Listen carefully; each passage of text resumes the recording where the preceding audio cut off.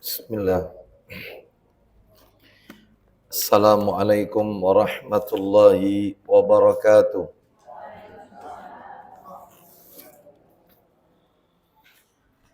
Alhamdulillah alladzi bi ni'matihi tatimmus shalihat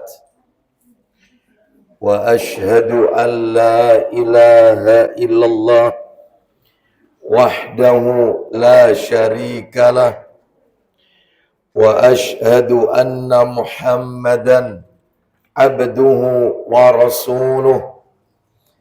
Ya ayyuhalladzina amanu taqullaha haqqa tuqatih wa la tamutunna illa wa antum muslimun, amma ba'du, fa inna asdaqal hadisi kitabullah wa khairal hadi hadi Muhammadin sallallahu alaihi wasallam wa syarral umuri muhdatsatuha wa kulla muhdatsatin bid'ah wa kulla bid'atin dhalalah wa kulla dhalalatin finnar.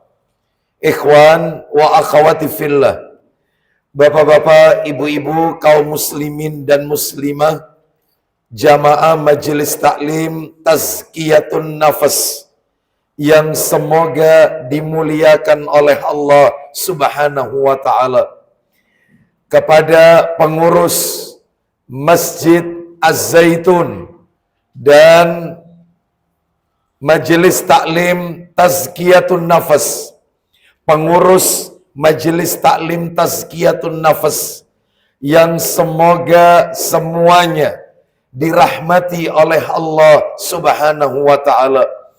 Puji dan syukur kita panjatkan kepada Allah Tabaraka wa taala atas segala karunia nikmat yang telah Allah berikan kepada kita.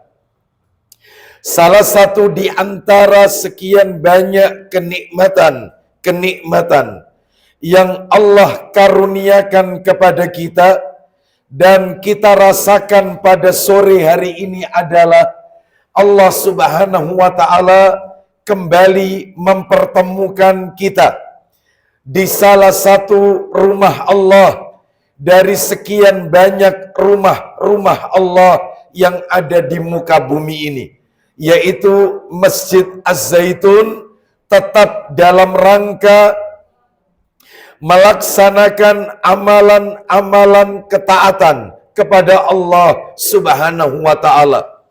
Dan di antara bentuk amalan-amalan ketaatan tersebut yang kita lakukan di sore hari ini adalah talabul ilmi, menuntut ilmu.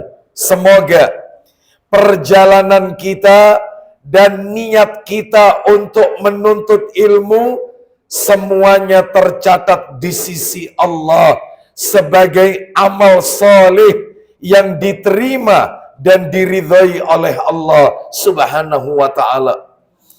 Lebih dari itu, Bapak Ibu sekalian, sebelum materi sore hari ini berjalan lebih jauh, maka dari hati yang paling dalam kami mengucapkan taqabbalallahu minna wa minkum.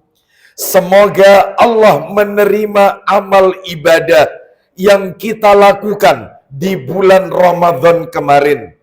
Semoga seluruh amal kebajikan yang kita lakukan di Ramadan kemarin menjadi penyebab diampuninya semua dosa dan kesalahan yang pernah kita lakukan.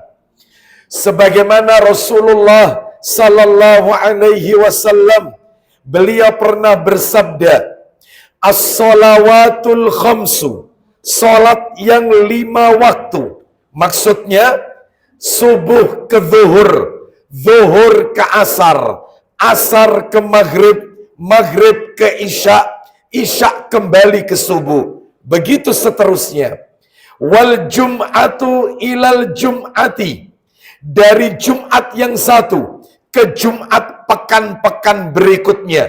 Begitu seterusnya. Wa Ramadhanu ila Ramadhana.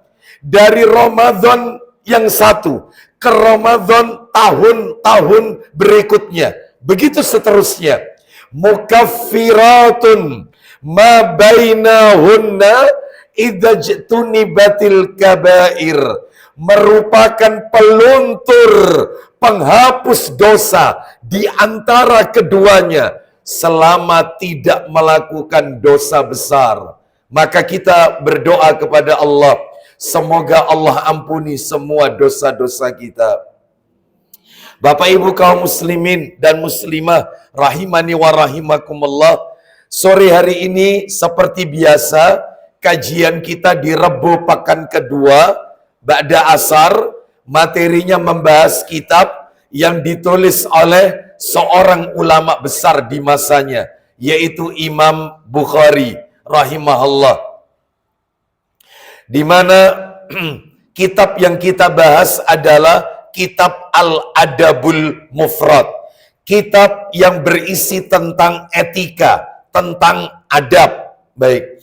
Menurut catatan saya, pada pertemuan kita yang lalu, jadi bukan bulan Maret ya, karena Februari dan Maret itu memang kita ketemu. Hanya saja materinya masih seputar Ramadan, betul ya? Jadi terakhir materi Adabul Mufrad ini di bulan Januari, seingat saya. Rabu kedua bulan Januari, gitu ya. Maka terakhir itu kita telah menuntaskan hadis nomor 13.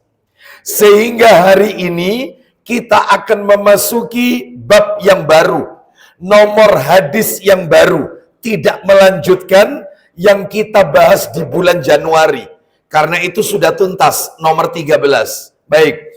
Sekarang kita akan bacakan hadis atau asar nomor 14. Apa itu asar? Asar itu perkataan sahabat. Kalau hadis perkataan sabda Rasulullah Sallallahu Alaihi Wasallam. Jadi ada perbedaan antara perkataan Nabi dengan perkataan sahabat. Kalau Nabi yang berkata itu hadis. Kalau sahabat yang berkata itu disebut asar. Makanya disebut dengan asarus sahabah, perkataan para sahabat. Nah, yang nomor 14 ini masuk di asarus sahabah. Iya, perkataan para sahabat. Siapa? Yaitu perkataannya saya bacakan. Kita dengarkan baik-baik asarnya. Kita akan bacakan ya. An Abi Hazim anna Aba Murrah maula Ummi Hani ibnata Abi Talib ya akhbarahu annahu raqiba ma'a Abi Hurairah radhiyallahu an ila ardhihi bil aqiq,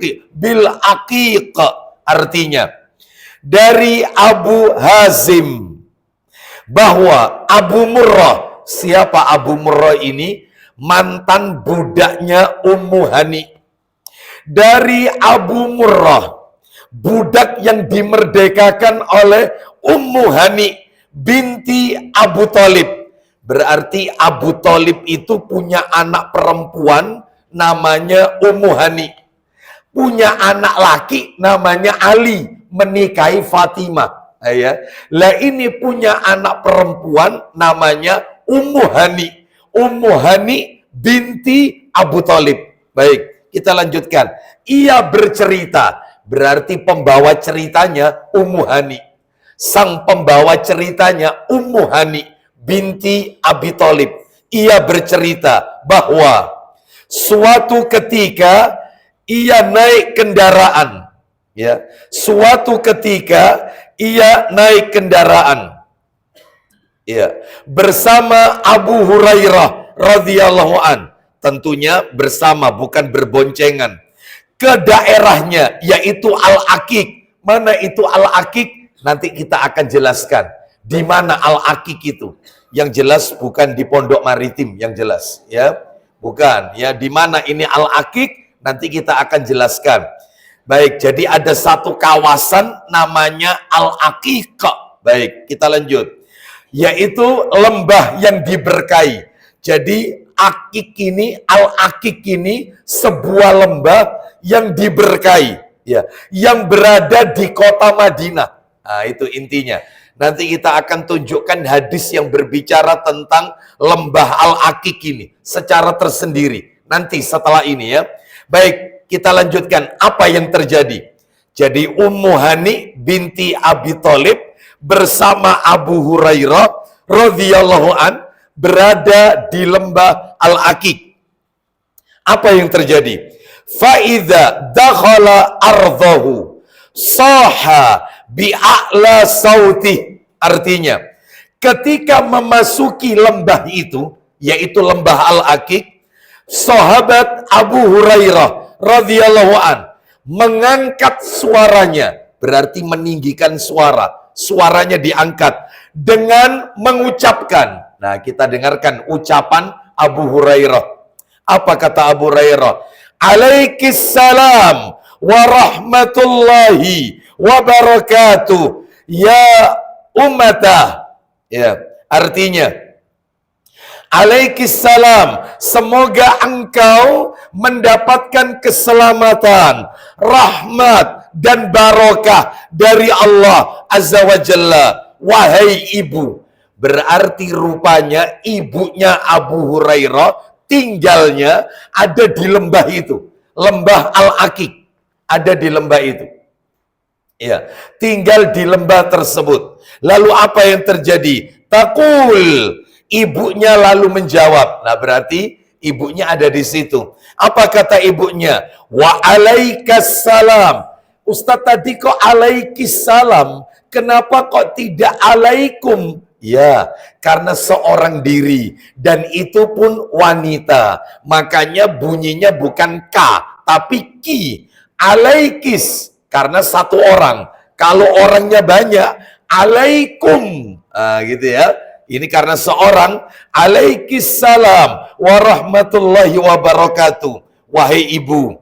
Lalu ibunya menjawab. Apa kata ibunya? Wa alaikassalam warahmatullahi wabarakatuh.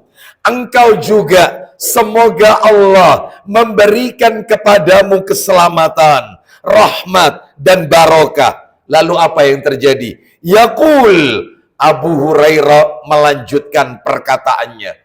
Jadi setelah mengucapkan salam kepada ibunya, lalu Abu Hurairah melanjutkan, rahimakillahu kama rabbaitini saghiran. Artinya, semoga Allah merahmatimu wahai ibuku, sebagaimana engkau telah mendidikku di waktu kecil. Jadi ibunya didoakan.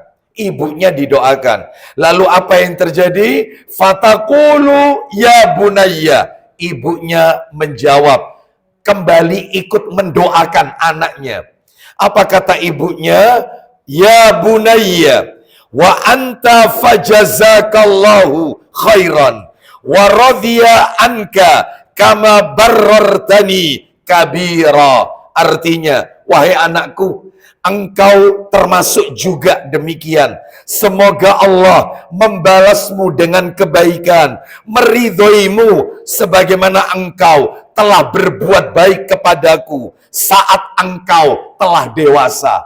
Oh, itu ya. Terakhir, qala Musa, berkata Musa. Musa di sini bukan nabi, perawi yang lain berkata, karena ismu Abi Hurairah, nama Abu Hurairah adalah Abdullahi ibn Amr. Abdullah bin Amr. Baik.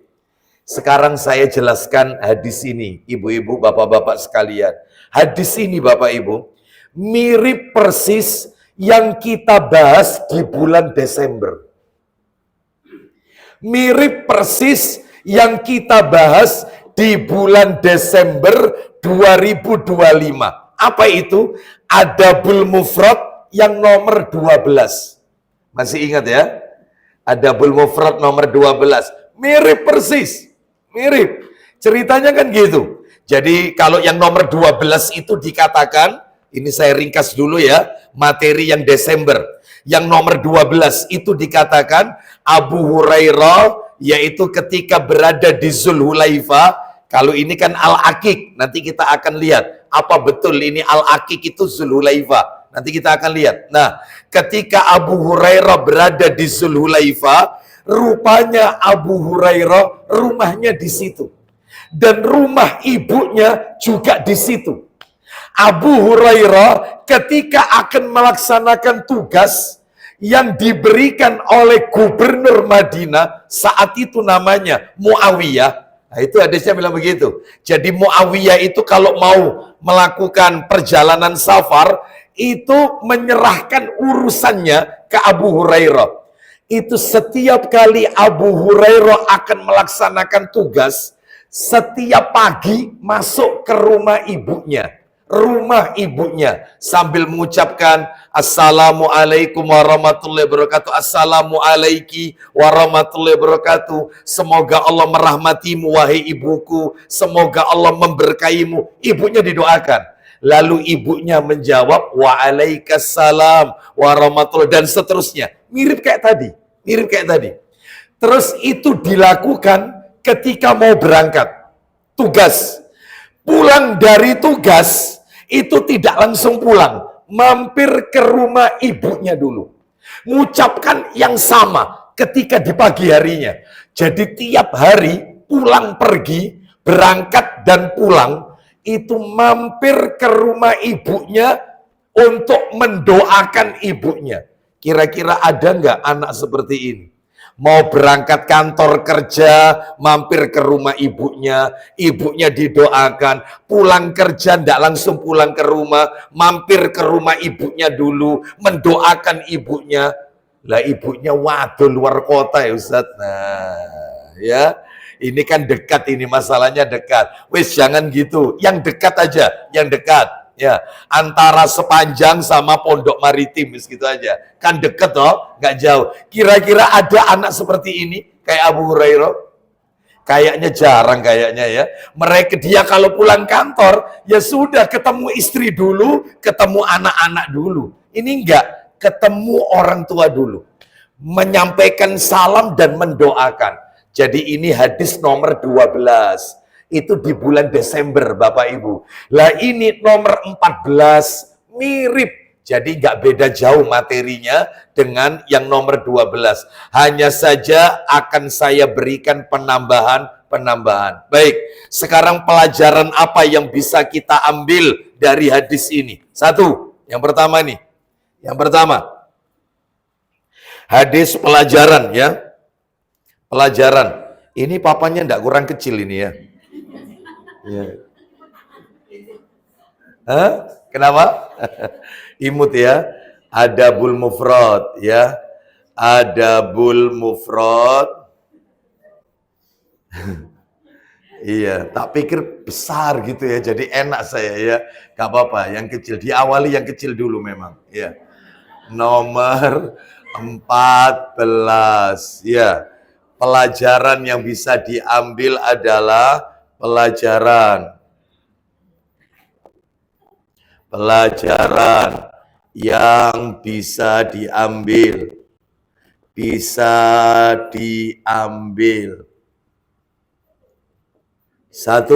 nomor satu, mengenal. Nah ini dulu, mengenal, kelihatan yang belakang, kaget ketok ungkapan kecil, mengenal Ummu Hani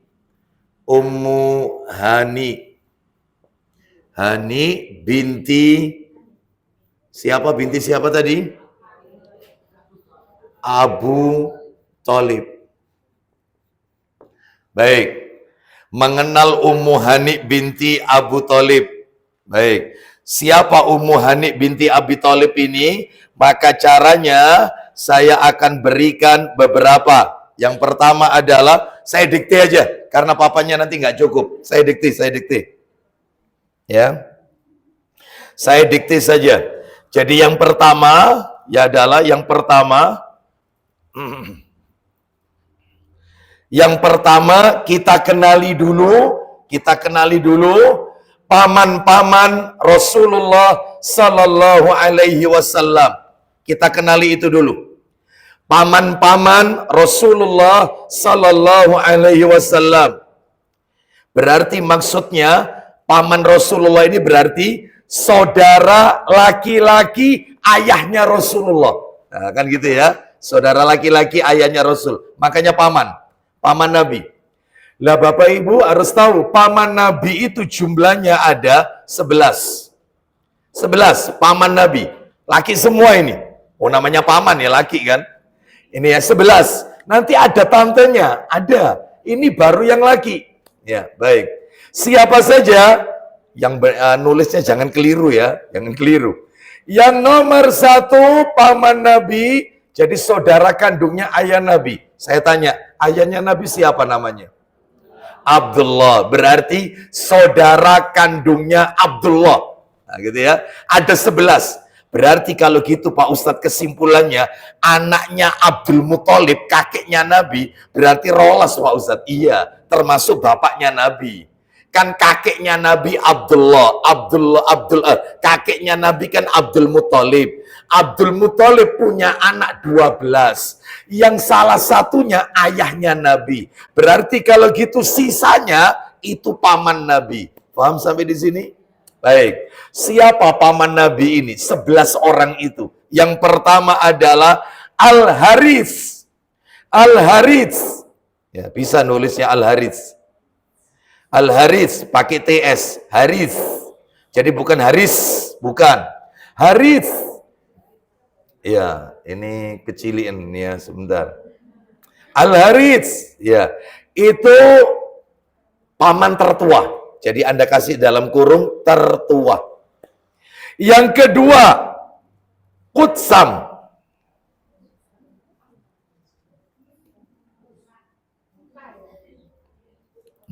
Salah KB kan? Al-Harits. 2 Qutsam. Qutsam. Nomor 3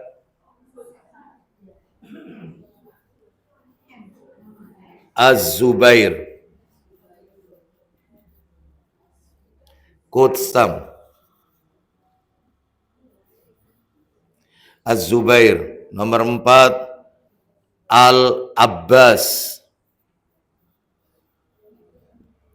Nomor 5 Abu Thalib. Nah ini bapaknya Ali nih. Ali bin Abi Thalib ini. Abu Thalib. Nomor 6 Abu Lahab. Eng.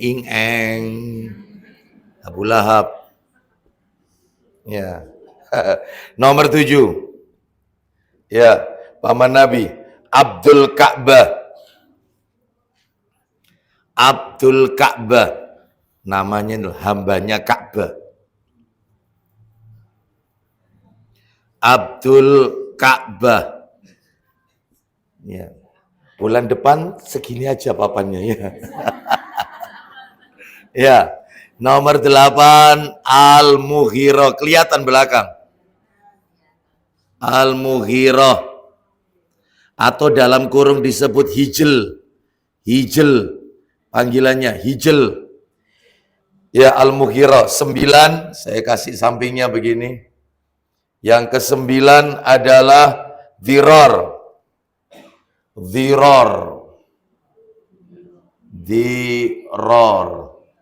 Yang ke-10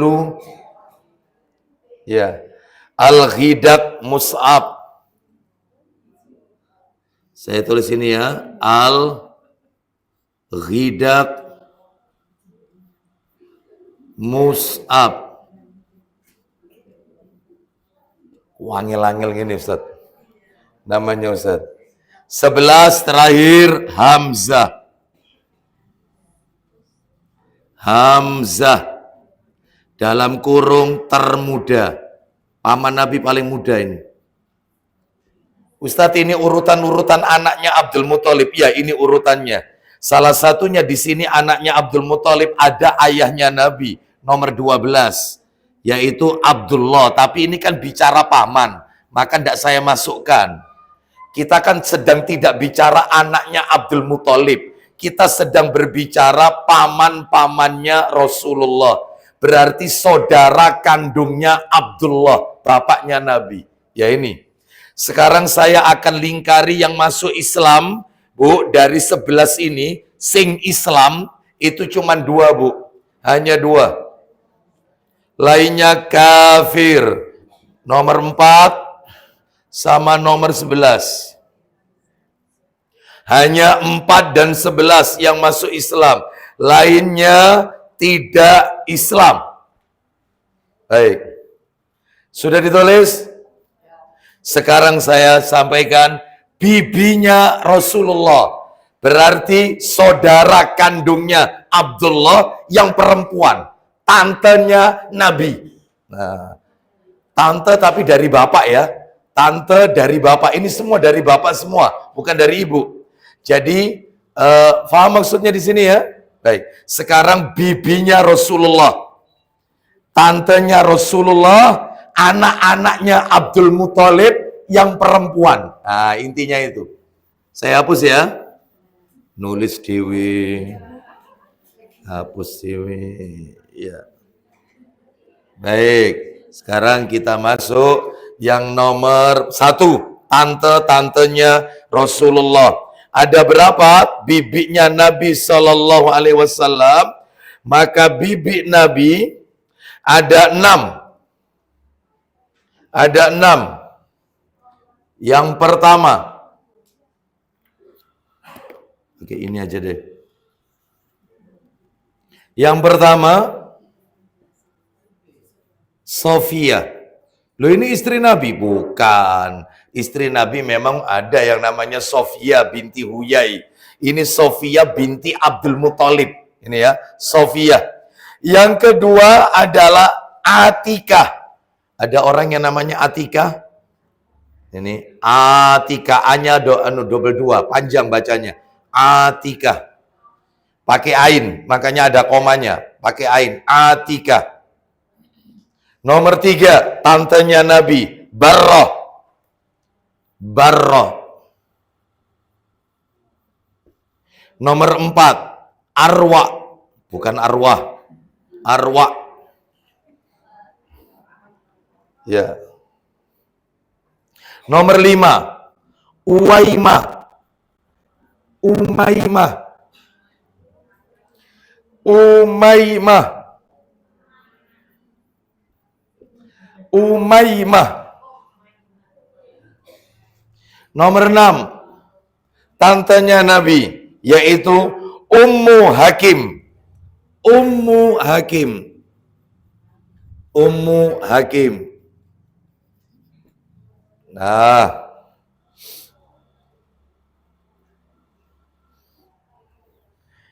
sudah saya bacakan ulang, tante Nabi binti Abdul Muthalib. Ini semua anaknya Abdul Muthalib yang perempuan. Berarti totalnya kalau gitu anaknya Abdul Muthalib berapa? Laki perempuan? 18. Salah satunya ayahnya Nabi, yaitu Abdullah.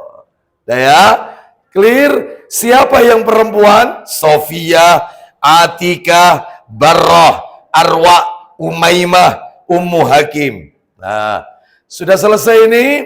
Sekarang saya akan beranjak, paman sudah, tante sudah.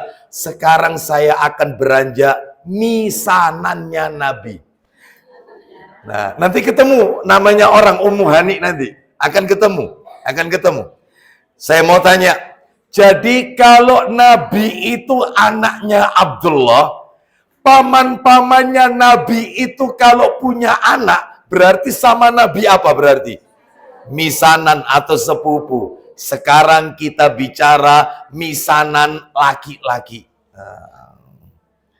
Dari saudara kandung, dari saudara laki-laki. Jadi misanan Nabi dari anak laki-lakinya Abdul Muthalib. Jadi apa itu istilahnya ya? Anaknya Pak D-nya Nabi. Ya, anaknya Pak D atau Pak Liknya Nabi. Nah, itu. Nanti ada lagi anak Bude dan Buliknya Nabi. Jadi kalau ini dari yang laki-laki, ya, karena ada dari perempuan. Semuanya misanan soalnya, misanan.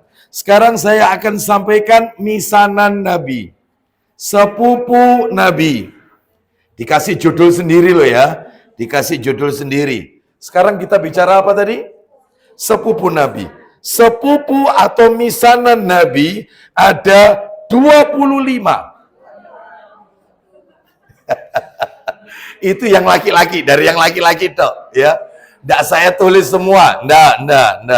Yang masyhur saja, yang masyhur, ya. Yang masyhur, ya. Jadi sepupu Nabi yang masyhur, Anda tulis, saya dikte. Sepupu Nabi, misanan Nabi. Ali bin Abi Thalib. Tuh, berarti anaknya siapa tadi? Abu Thalib. Nah, itu anaknya Abu Thalib, berarti putune Abdul Muthalib. Nah, cucunya. Ya, saya ulang, sepupu Nabi yang laki-laki dari jalur saudaranya bapaknya Nabi yang laki. Nomor 1 Ali bin Abi Thalib. Nomor dua, Ja'far bin Abi Thalib. Abu Thalib itu ya anaknya banyak. Makanya totalnya misanan 25. Itu laki tok itu 25. Masya Allah, keluarga besar ini. Ya, ini kalau punya hajat ini ndak usah ngundang orang lain. Ya, keluarga sendiri cukup ini. Ya, ini baru cucu, belum turun ke bawah apa? Setelah cucu itu apa? Cicit. Oh, ya. Baik, sudah ya. Nomor 2 Ja'far, ini yang terkenal ini. Nomor 3 Uqail. Uqail bin Abi Thalib. Uqail pakai ki. Uqail. U-Q-A-I-L. Uqail. Ya, Uqail bin Abi Thalib. Berarti sudah ya, geser. Nomor berapa sekarang? 4. Abdullah bin Abbas. Berarti anaknya siapa ini sekarang? Abbas, betul. Anaknya Abbas. Sudah.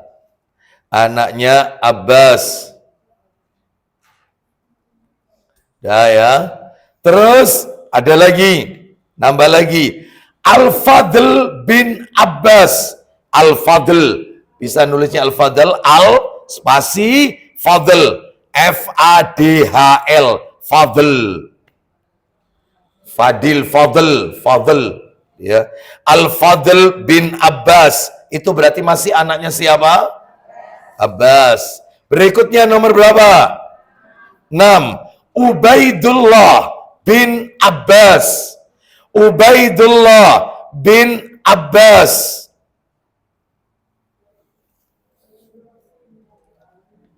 Sudah. Ubaidullah bin Abbas. Nomor berapa sekarang?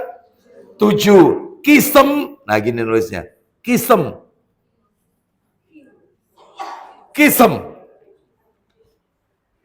Silakan kalau punya anak. Ya.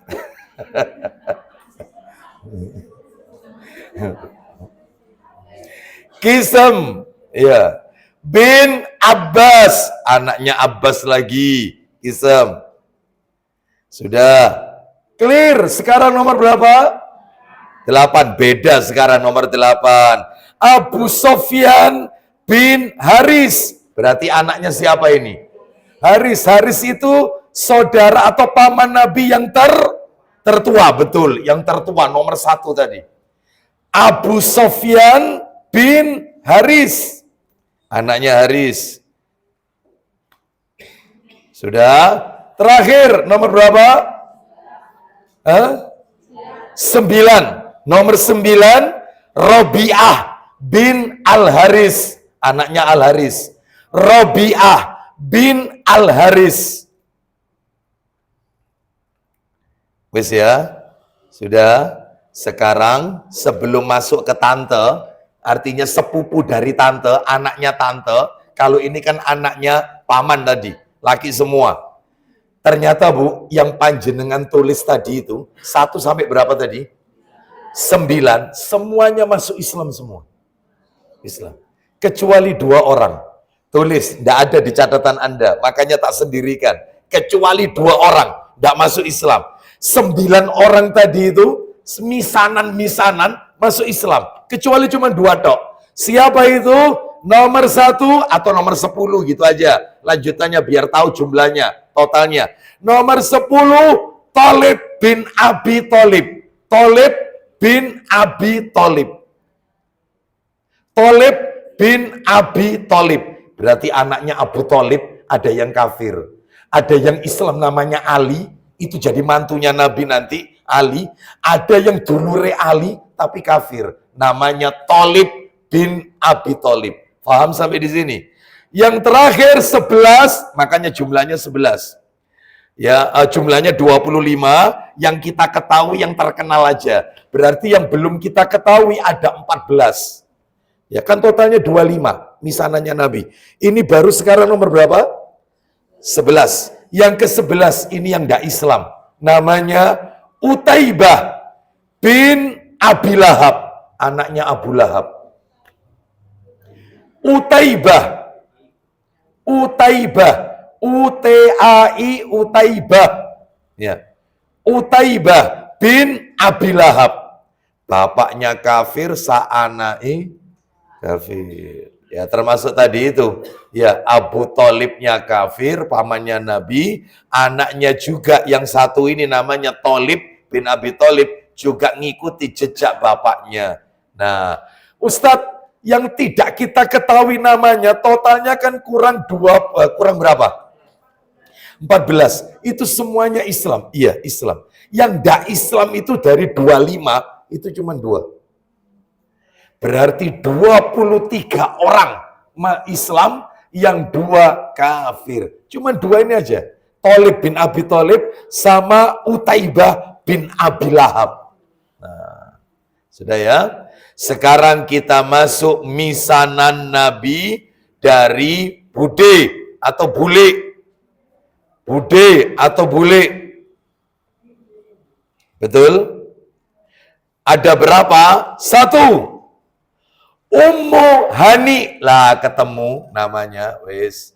Ummu Hani binti Abi Thalib. Lah ini di papan tulis namanya. Ummu Hani binti Abi Thalib. Berarti kalau gitu ini misanannya Nabi Pak Ustadz. Tapi dari anaknya bude atau anaknya bule. Nah gitu. Paham sampai di sini ya? Baik. Ummu Hani binti Abi Thalib. Sekarang kita lanjutkan. Yaitu yang berikutnya.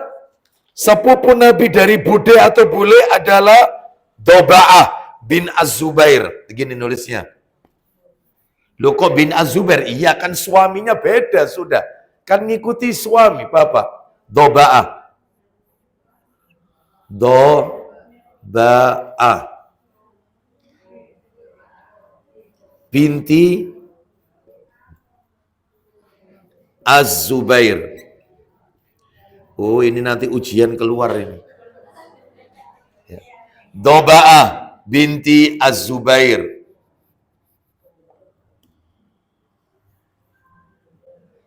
Baik, kita lanjutkan. Doba'ah binti Az-Zubair.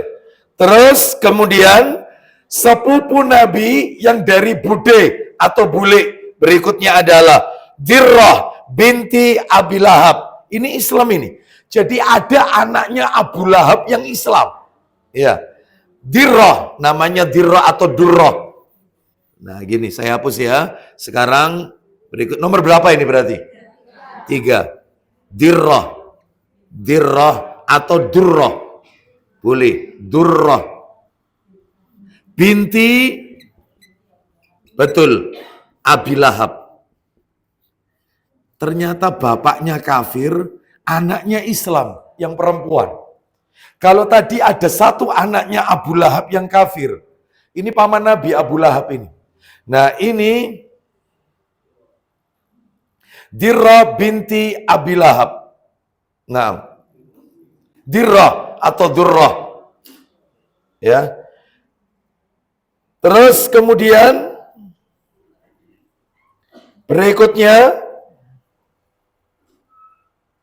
Umamah. Bisa nulisnya Umamah. Perempuan.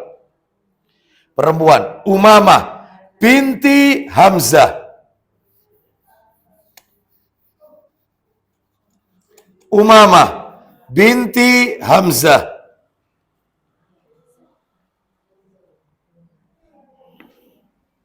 Baik, sekarang saya mau tanya, berarti tuntas kita sudah mengetahui nama pamannya Nabi, lalu nama-nama bibinya Nabi, tantenya Nabi, berarti totalnya berapa anaknya Abdul Muthalib tadi? 18. Yang laki berapa totalnya? 12, termasuk ayahnya Nabi masuk di situ. Yang perempuan ada berapa? Anaknya Abdul Muthalib? 6. Totalnya 18. Barusan kita sudah tuntaskan sepupu Nabi, misanan. Misanan dari paman Nabi, Pak D, Pak Le, sama misanan Nabi dari tante, bude dan buliknya. Tuntas.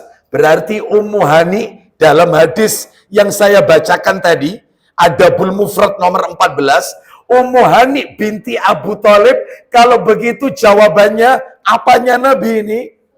Sepupu Nabi. Dari jalur siapa?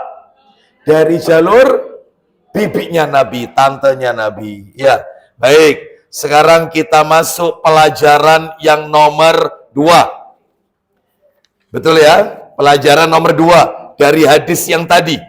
Hadis yang berbicara tentang Abu Hurairah tadi. Hadis yang kedua adalah bukan hadis kedua. Pelajaran yang kedua adalah diperbolehkan ngalap berkah. Apa ngalap berkah? Minta keberkahan, mencari berkah.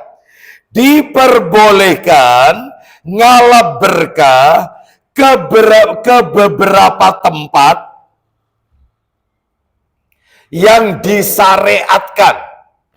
Diperbolehkan ngalap berkah ke beberapa tempat yang disyariatkan. Contohnya, masih ingat hadis tadi? Abu Hurairah ada di lembah apa tadi namanya?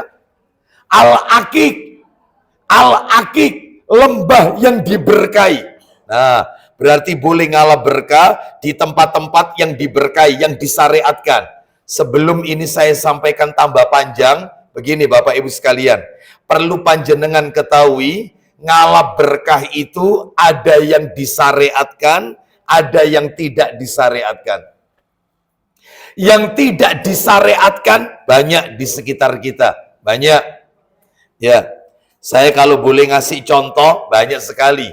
Ada sebagian kaum muslimin itu yang ngalap berkahnya ke Sumur 7. Mana Sumur 7? Kolam pemandian Cibulan, Kuningan, Jawa Barat. Mereka meyakini minum air di Sumur 7 itu maka akan menyembuhkan semua penyakit. Kalau mandi dari air Sumur 7 itu di kolam pemandian Cibulan, Kuningan, Jawa Barat ini, maka akan awet muda. Bayangkan, ya apa kira-kira ya? Balik umur berapa kira-kira? Ya, seperti itu ya. Nah, ini semua nggak ada yang kayak begini. Ada lagi yang ngalap berkah dengan pergi ke Kiai Slamet. Mana Kiai Slamet? Kerbau putih milik Keraton Surakarta. Ini bukan rahasia, ini menjadi konsumsi nasional. Setiap tanggal 1 Suro di layar kaca kita televisi selalu menyuguhkan berita itu. Setiap tanggal 1 Muharram, 1 Suro, kerbau yang dikiaikan ini, kebo bule atau kerbau albino, ya, itu diarak sampai masuk ke dalam keraton. Induknya sudah mati memang, induknya. Tapi anak keturunannya masih ada. Itu ketika diarak, kotorannya dijadikan rebutan. Dan itu hanya ada di Negeri Plus 62. Saya tidak tahu negeri plus 62 ini ada di mana, saya nggak tahu. Yang jelas tempat saya 031 yang jelas. Ya, Bapak Ibu sekalian, hati-hati ya. Bayangkan Firaun rajanya kekafiran sampai mengaku sebagai Tuhan, dia tidak pernah memerintahkan penganut atau pengikutnya menjadikan kotoran hewan sebagai ngalap berkah. Nggak pernah. Firaun sekejam-kejamnya manusia. Ini hanya ada di negeri plus 62. Kotoran loh ini. Diusapkan ke pakaiannya karena mereka beranggapan mengandung berkah. Coba. Ya, ini cara yang salah. Ada lagi. Dulu, sekarang sudah nggak dengar lagi. Apa itu? Ngalap berkah dengan rela antri untuk mendapatkan celupan tangannya ponari. Dulu, sekarang sudah nggak ada lagi. Itu yang antri bukan S1 saja itu. Mereka orang-orang terpelajar. Padahal orangnya, ya, si Fulan ini sambil main game. Dia hanya mencelupkan. Karena mereka beranggapan celupan tangannya mengandung berkah. Ada lagi. Maaf. Saya tidak sebut nama. Ngalap berkah di kuburan seorang ulama mantan presiden Indonesia. Saya nggak sebut. Ya, yang jelas mereka berebut ngambil tanahnya karena beranggapan tanah kuburannya itu berkah, sehingga juru kuncinya terus menambah. Karena banyak orang yang ngambil, dibawa pulang ke daerah asalnya. Ngalap berkah. Oh, coba. Ada lagi ngalap berkah dengan meminum sisa air minum seorang ulama yang sudah dibacain dan diludahi. A'udzubillahi minasyaitonir rajim. Wih. Ya. Maaf, ludahmu bukan ludah Rasulullah. Ludah Rasulullah itu berkah. Bahkan dulu para sahabat kalau wudhu, sisa wudhunya Nabi dijadikan rebutan. Nabi kalau maaf, saya minta maaf, mengeluarkan riak, itu jatuh ke tangan sahabat, diusapkan ke wajah sahabat. Rasul, riaknya ludahnya berkah. Bahkan Nabi kalau potong rambut pada waktu tahallul, musim haji wada, haji perpisahan, itu tangan para sahabat ada di bawah. Mereka tidak membiarkan satu helai pun rambut Nabi yang dipotong jatuh ke tanah, melainkan dipegang. Karena mereka ngalap berkah dengan rambutnya Nabi. Jadi fisiknya Nabi itu berkah. Ya. Fisiknya Abu Aslam, innalillah wa inna ilaihi rajiun. Ibu tahu Ummu Sulaim, ibunya Anas bin Malik radhiyallahu an, itu Nabi kalau tidur di rumahnya Anas, maka tempat tidur Anas itu basah, keringatnya Nabi. Ummu Sulaim membasuhnya dan memerasnya, dimasukkan ke minumannya. Nabi ketika bangun kaget, apa yang kau lakukan? Aku jadikan keringatmu ini wahai Rasulullah untuk campuran minumanku. Diminum. Keringatnya Abu Aslam. Apalagi keringatnya Kiai. Kon duduk Nabi, bukan Rasul. Fisikmu gak berkah. Fisiknya Rasul berkah. Ya gara-gara kayak gini nih saya gak diundang di mana-mana itu gara-gara kayak gini. Gak apa-apa, ya. Baik, jadi hati-hati tidak sembarangan, ya. Oleh karena itu kalau mau ngalap berkah yang disyariatkan saja. Jangan ngalap, ada lagi yang ngalap berkah dengan pergi ke tempat-tempat petilasan-petilasan atau gua-gua. Ada juga ke candi-candi. Ada enggak orang ngalap berkah dengan memasukkan tangannya ke stupa? Tahu stupa? Candi mana itu? Itu kalau tangannya kena sama patungnya, apa kata mereka? Semua hajatnya akan dikabulkan. Kalau kena. Bayangkan ya, maka yang seperti ini tidak diperbolehkan. Lah terus yang benar bagaimana kalau ngalah berkah? Oh banyak. Saya tunjukkan tempat-tempat aja ya. Tempat-tempat yang kita disyariatkan ngalah berkah. Silakan Bapak Ibu kalau punya kesempatan diberi kelebihan rezeki, Anda pergi ke tempat yang akan saya sampaikan ini. Karena tempat ini kata Nabi, bahkan bukan Nabi, Allah Ta'ala mengatakan dalam firman-Nya berkah. Hidup kita berkah. Apa itu? Di mana tempatnya? Satu, tempat-tempat yang mengandung berkah. Silakan Bapak Ibu dikunjungi tempat-tempat ini. Yang jelas nggak ada Taman Bungkul, nggak ada di sini. Nggak ada ya. Nomor satu, tempat yang mengandung berkah. Satu, ngalah berkah dengan pergi ke Baitul Haram. Baitullah Al-Haram. Mana Baitullah Al-Haram? Makkah, Ka'bah.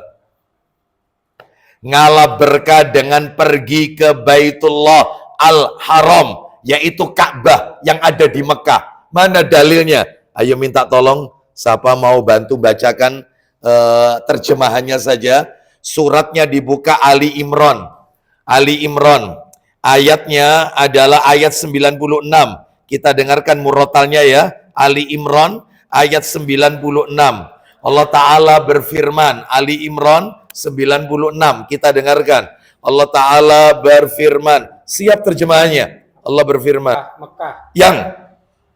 Yang diberkahi. Loh, yang diberkahi. Ulang lagi Bapak dari awal. Sesungguhnya rumah ibadah pertama yang dibangun untuk manusia. Di mana itu Pak? Ialah Baitullah yang di Mekah yang diberkahi. Jadi nama lain Mekah itu Bakkah.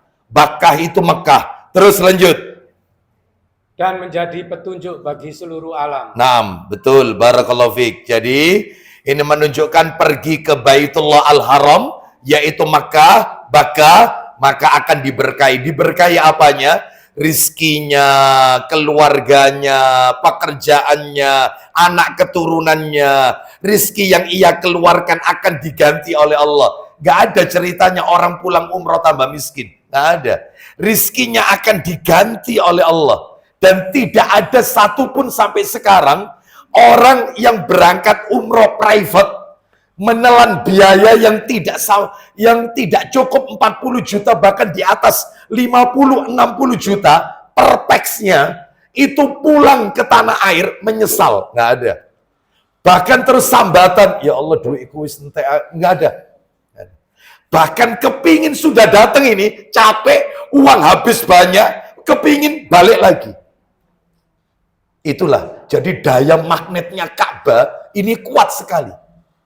Makanya nggak ada ceritanya orang pergi haji, pergi umroh, terus hidupnya tambah miskin. Nggak ada. Asalkan umrohnya betul loh ya. Hajinya betul-betul karena Allah. Tidak ada tendensi apapun. Maka akan diberkahi oleh Allah. Jadi yang pertama pergi kemana? Kalau ingin berkah? Baitullah, yaitu yang ada di Ka'bah. Yaitu Mekah maksudnya. Nomor dua, kemana ini? Ngalah berkah. Yang nomor dua, ngalah berkah dengan berkunjung ke Masjidil Aqsa. Masjidil Aqsa. Kalau bisa. Kalau sekarang kayaknya belum bisa karena masih konflik ya. Seperti itu. Ada jamaah kita yang travelnya menjanjikan berangkat, memang betul. Sebagian masuk, sebagian nggak masuk. Ya, seperti itu. Saya pernah yang seperti itu. Saya mau ditakdir oleh Allah, alhamdulillah, beberapa kali mampir ke Palestina karena bimbing soalnya, membimbing. Nah, ketika sampai di perbatasan Israel, lah mereka akan mengecek paspor kita. Itu ada sekian jamaah saya itu masuk. Yang nggak masuk waktu itu malah saya, pembimbing. Kenapa? Saya tanya, padahal paspor lengkap. Dari Indonesia semuanya lengkap, surat menyurat. Semuanya lengkap. Saya tanya kepada mereka. Pada mereka, dan mereka terus terang menjawab. Karena namamu ada Muhammadnya. Jadi jamaah saya yang lain nggak ada Muhammadnya namanya. Nggak ada Ahmad, nggak ada Muhammad. Jadi nama-nama Indonesia lah, nama-nama Indonesia. Atau nama-nama Arab misalnya, tapi nggak ada Muhammad. Misalnya ini, contoh namanya Hasan. Kan nggak masalah, ini nggak. Ya. Ini nama saya di depannya ada Muhammad. Ya, seperti itu. Lah jamaah yang lain juga begitu. Ada yang namanya depannya Muhammad. Gara-gara di depan nama Muhammad, kita di pending sekian jam. Lah jamaah yang sudah masuk kebingungan. Masa mereka naik bus nggak ada pembimbing? Terus mau kemana kita? Seperti itu. Mereka ya takut. Ya, seperti itu. Jadi selalu ditakut-takuti kalau mau ke Masjidil Aqsa. Itu kadang-kadang polisi laki, polisi perempuan itu pasti bawa granat. Ada granatnya di sini. Saya waktu lewat sama putra saya, iki nek lugur situ ay. Ya. Jatuh satu aja ya. Dikit-dikit kalau ke masjid lewat itu dikokang anunya. Krak. Supaya kita nggak ke masjid, intinya itu. Supaya kita takut terus mundur, ya. Jalan aja terus, jalan. Yang penting jangan ganggu, terus saja. Ya. Jadi memang menegangkan, ya. Tapi kalau sholat di Masjidil Aqsa, ganjaran pahalanya disebutkan di dalam riwayat Ibnu Majah seperti bayi yang baru dilahirkan oleh ibunya. Suci. Sholat di Masjidil Aqsa. Besar pahalanya. Besar. Tapi masih lebih besar di Masjidil Haram. 100.000. Kalau Masjid Nabawi 1.000 kali. Ada yang mengatakan sholat di Masjidil Aqsa itu 500 kali. Separuhnya Masjid Nabawi. Ada riwayat yang mengatakan seperti bayi baru dilahirkan. Suci, nggak ada dosa. Begitu ya. Mana dalilnya sekarang? Dalil yang menunjukkan pergi ke Masjidil Aqsa itu diberkahi. Ayo surat 17-nya dibuka. Quran surat 17, Al-Isra-nya dibuka. Ayat 1. Ayat 1 dibuka. Surat Al-Isra ayat 1. Allah Ta'ala berfirman, siap terjemahannya Pak?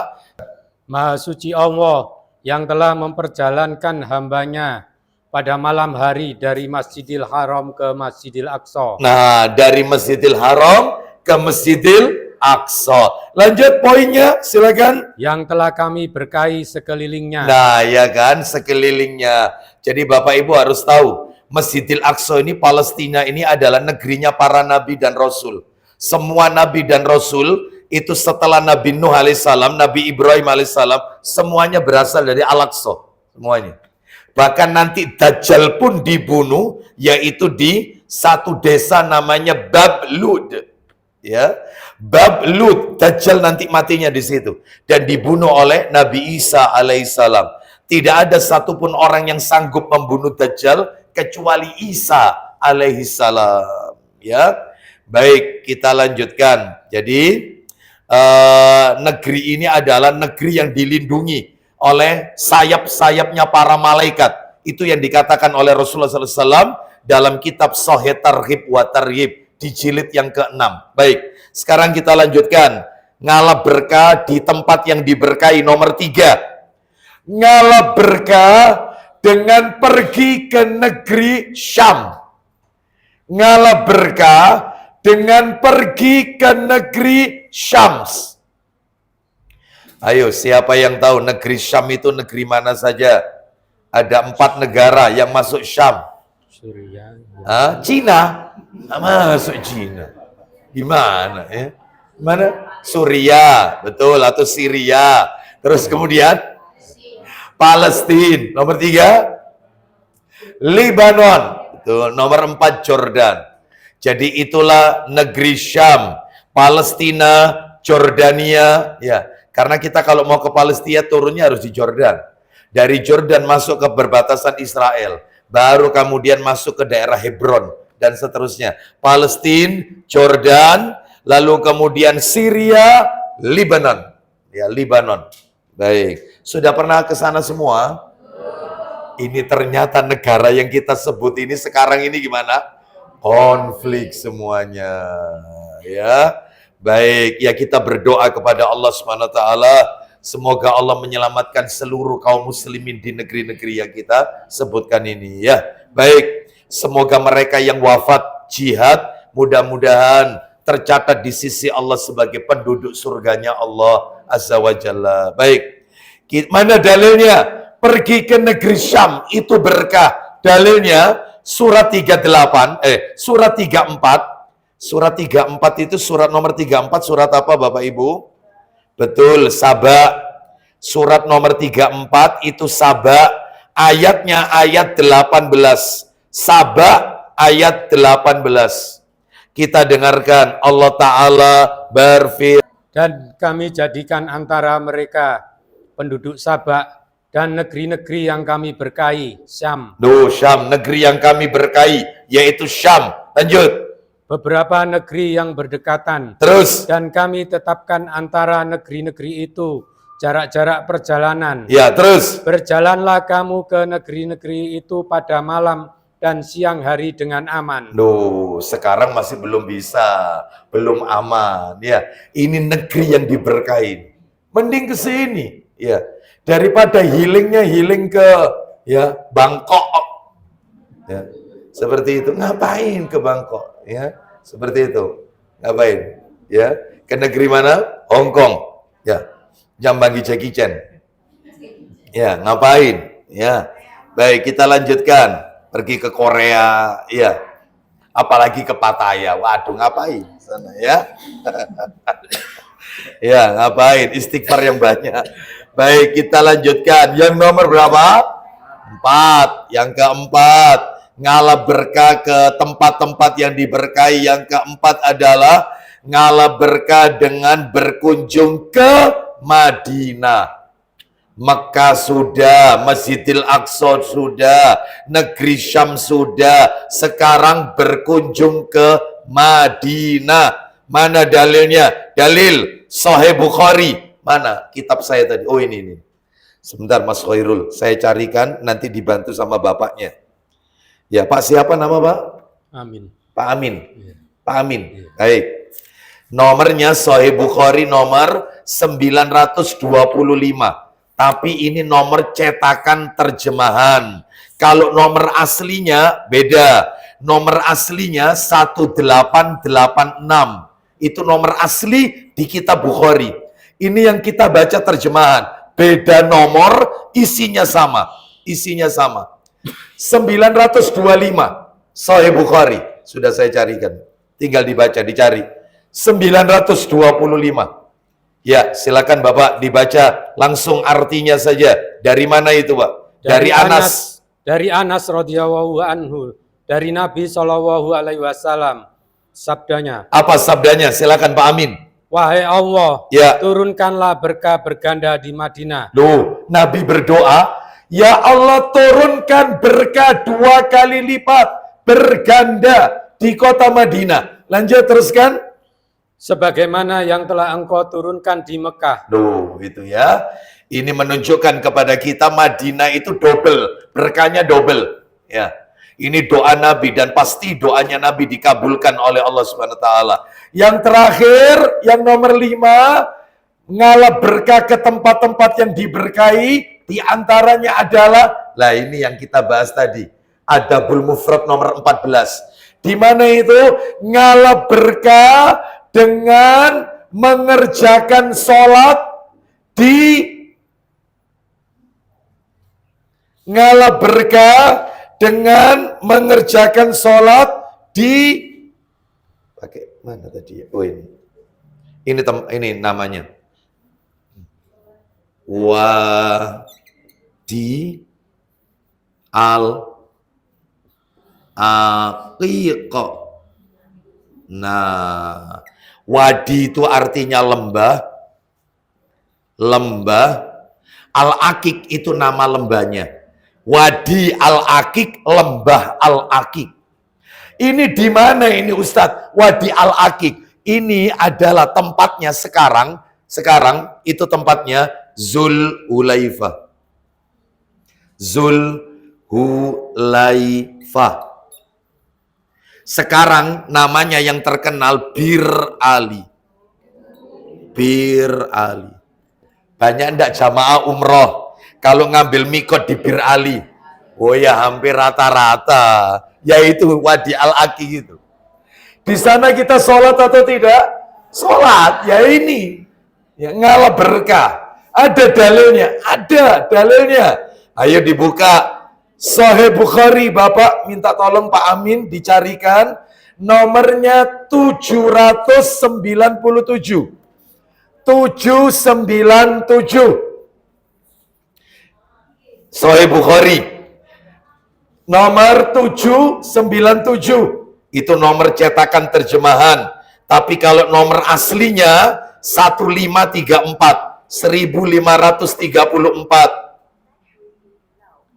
1534.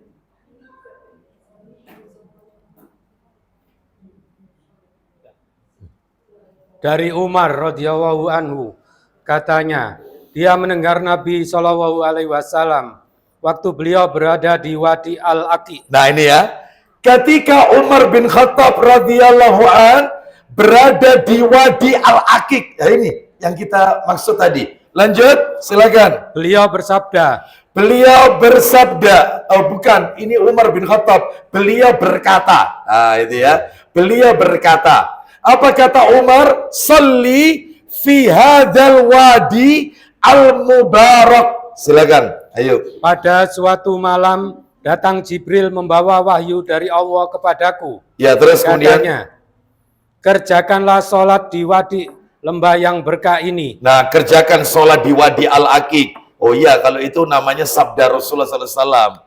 Cuman tadi saya nggak dengar kalau ini adalah perkataan Nabi SAW. Berarti sabda Nabi kepada para sahabat, yaitu Umar bin Khattab radhiyallahu an, salli fi hadzal wadi al-mubarak. Sholatlah kalian di lembah yang diberkahi ini. Ya, lembah yang diberkahi itu adalah Bir Ali. Nah, sekarang tempat ini perluasan luar biasa. Jadi oleh kerajaan Saudi tempat ini dipercantik, ya, diperluas lagi. Nah, seperti itu. Jadi bagi Bapak Ibu yang pernah umroh setahun yang lalu, sekarang berangkat umroh lagi, maka perbedaannya sangat mencolok. Ya, habis ini baterainya. Sangat mencolok. Ya, baik. Sekarang kita lanjutkan, nggak apa-apa, biar itu aja, nggak apa-apa. Ibu-ibu yang di belakang dengar kan? Baik. Sekarang kita lanjutkan pelajaran nomor berapa? 3. Pelajaran nomor 3. Pelajaran nomor 3. Pelajaran nomor 3, yang ketiga adalah disunahkan mengeraskan suara ketika mengeraskan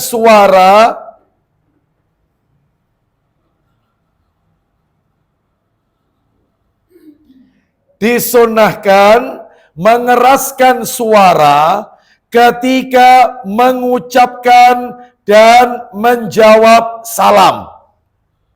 Jadi kita kalau ketemu saudara kita, Bapak Ibu sekalian, dan kita nyampaikan salam, itu di jalan misalnya, maka dikeraskan. Keraskan.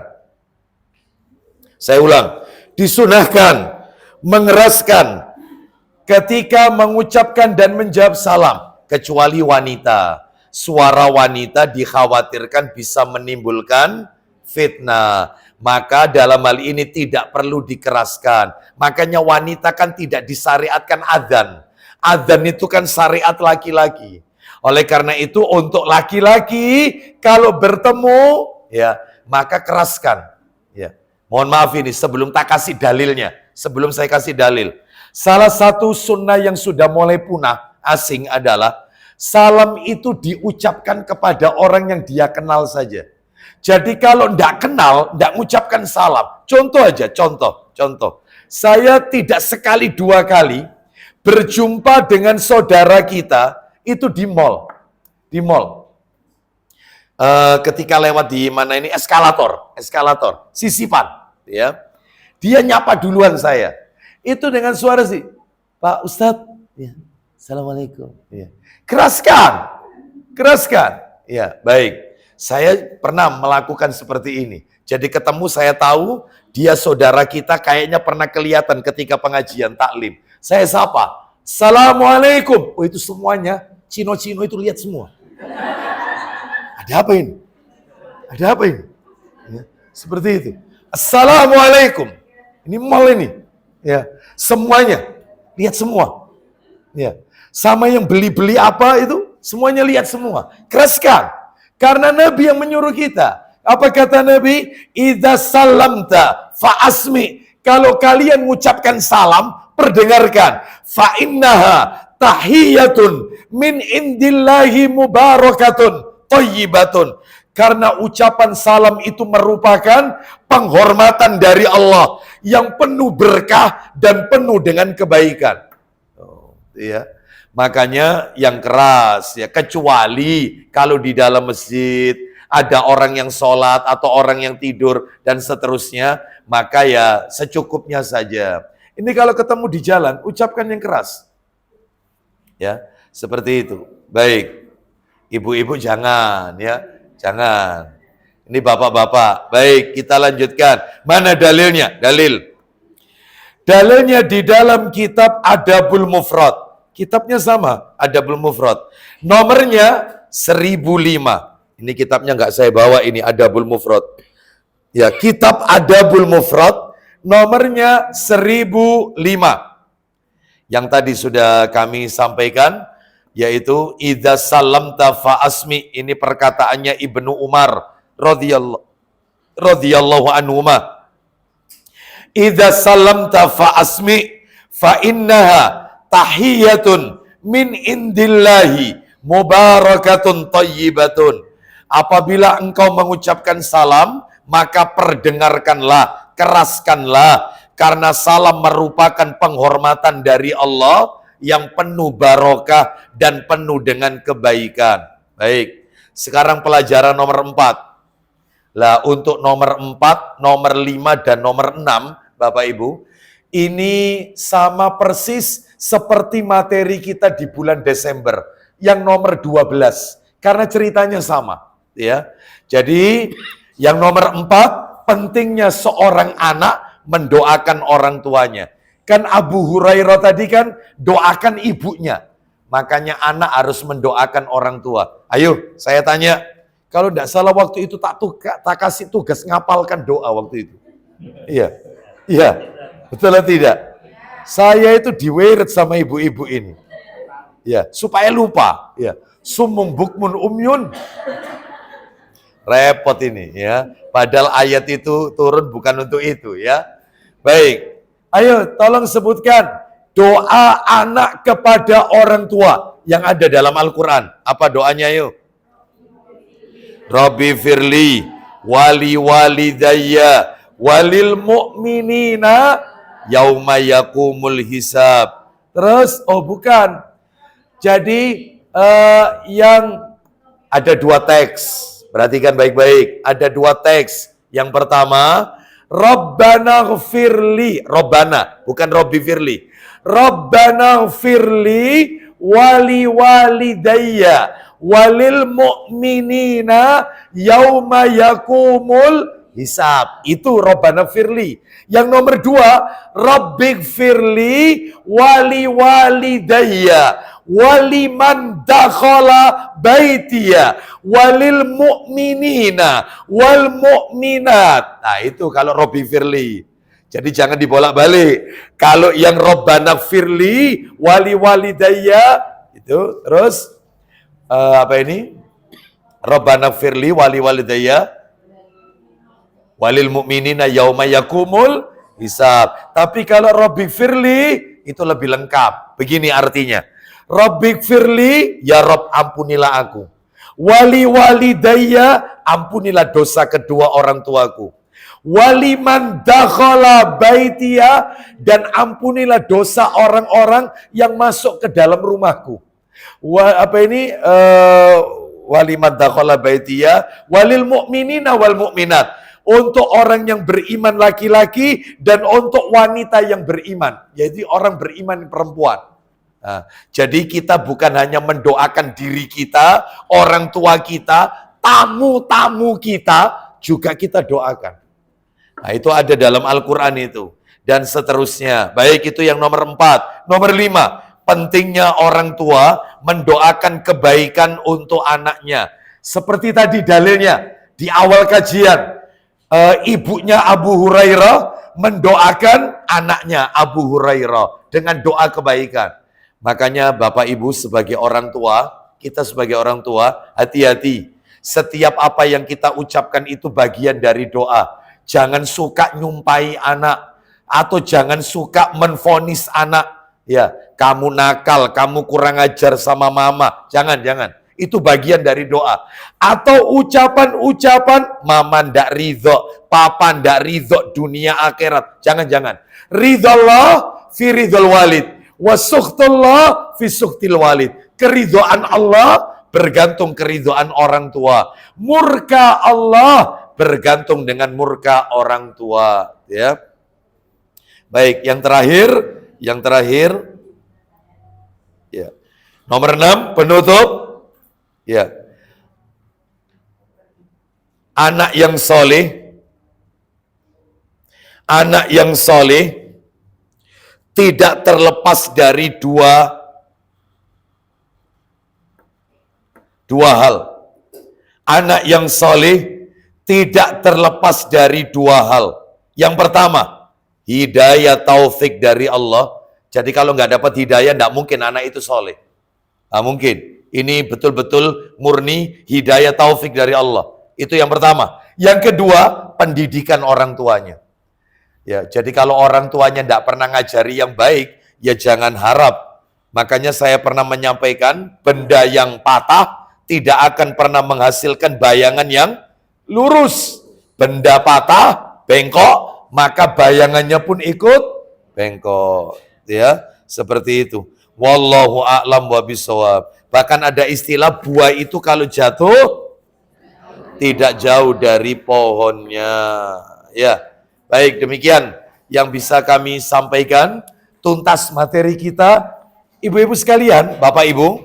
Insya Allah bulan depan, bulan Mei, itu kita sudah berganti bab kalau nggak salah. Jadi kalau ini kan masih bab 6.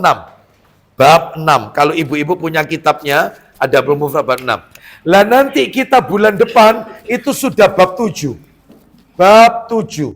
Itu judulnya sudah beda. Kalau nggak salah judulnya durhaka kepada kedua orang tua. Judulnya. Ya. Baik, hadisnya nanti nomor 15 ya. Demikian apa yang bisa kami sampaikan. Semoga Allah meridhoi amal ibadah kita. Kita tutup. Wassallallahu ala nabiyyina wa ala alihi wa sahbihi wasallam. Subhanakallahumma wa bihamdika asyhadu an la ilaha illa anta astaghfiruka wa atubu ilaik. Wa akhiru da'wana anilhamdulillahi rabbil alamin. Assalamualaikum warahmatullahi wabarakatuh.